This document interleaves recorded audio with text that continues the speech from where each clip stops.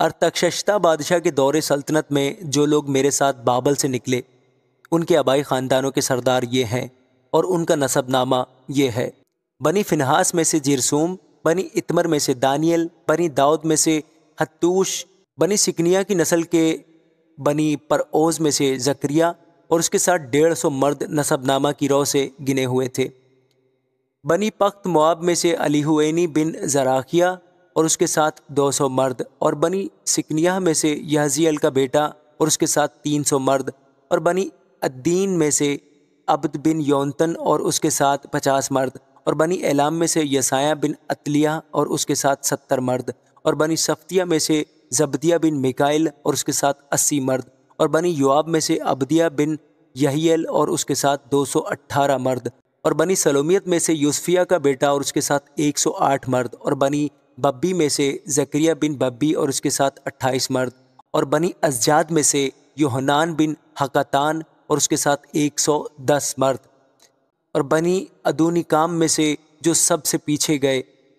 ان کے نام یہ ہیں: الیفلت اور یعیل اور شمایا اور ان کے ساتھ 60 مرد، اور بنی بگوی میں سے غوتی اور زبوت اور اس کے ساتھ 70 مرد۔ پھر میں نے ان کو اس دریا کے پاس جو احاوا کی سمت کو بہتا ہے اکٹھا کیا،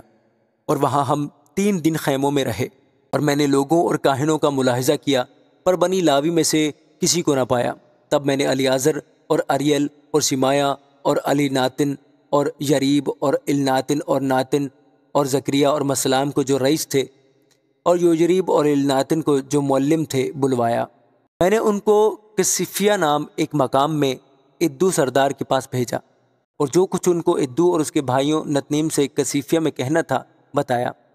کہ وہ ہمارے خدا کے گھر کے لیے خدمت کرنے والے ہمارے پاس لے آئیں، اور چونکہ ہمارے خدا کی شفقت کا ہاتھ ہم پر تھا اس لیے وہ محلی بن لاوی بن اسرائیل کی اولاد میں سے ایک دانشمند شخص کو اور سربیہ کو اور اس کے بیٹوں اور بھائیوں یعنی 18 آدمیوں کو، اور حسبیہ کو اور اس کے ساتھ بنی مراری میں سے یسایہ کو اور اس کے بھائیوں کو اور ان کے بیٹوں کو یعنی 20 آدمیوں کو، اور نتنیم میں سے جن کو داؤد اور امیروں نے لاویوں کی خدمت کے لیے مقرر کیا تھا 220 نتنیم کو لے آئے، اور سبوں کے نام بتا دیے گئے۔ تب میں نے احاوا کے دریا پر روزہ کی منادی کرائی تاکہ ہم اپنے خدا کے حضور اس سے اپنے اور اپنے بال بچوں اور اپنے مال کے لیے سیدھی راہ طلب کرنے کو فروتن بنے، کیونکہ میں نے شرم کے باعث بادشاہ سے سپاہیوں کے جتھے اور سواروں کے لیے درخواست نہ کی تھی تاکہ وہ راہ میں دشمن کے مقابلہ میں ہماری مدد کریں، کیونکہ ہم نے بادشاہ سے کہا تھا کہ ہمارے خدا کا ہاتھ بھلائی کے لیے ان سب کے ساتھ ہے جو اس کے طالب ہیں، اور اس کا زور اور قہر ان سب کے خلاف ہے جو اسے ترک کرتے ہیں۔ سو ہم نے روزہ رکھ کر اس بات کے لیے اپنے خدا سے منت کی اور اس نے ہماری سنی۔ تب میں نے سردار کاہنوں میں سے 12 کو یعنی سریبیہ اور حسبیہ اور ان کے ساتھ ان کے بھائیوں میں سے 10 کو الگ کیا، اور ان کو وہ چاندی، سونا اور ظروف یعنی وہ ہدیہ جو ہمارے خدا کے گھر کے لیے بادشاہ اور اس کے وزیروں اور امیروں اور تمام اسرائیل نے جو وہاں حاضر تھے نظر کیا تھا تول دیا۔ میں ہی نے ان کے ہاتھ میں 650 کنتار چاندی اور 100 کنتار چاندی کے برتن اور 100 کنتار سونا اور سونے کے 20 پیالے جو 1000 درم کے تھے، اور چوکھے چمکتے ہوئے پیتل کے 2 برتن جو سونے کی طرح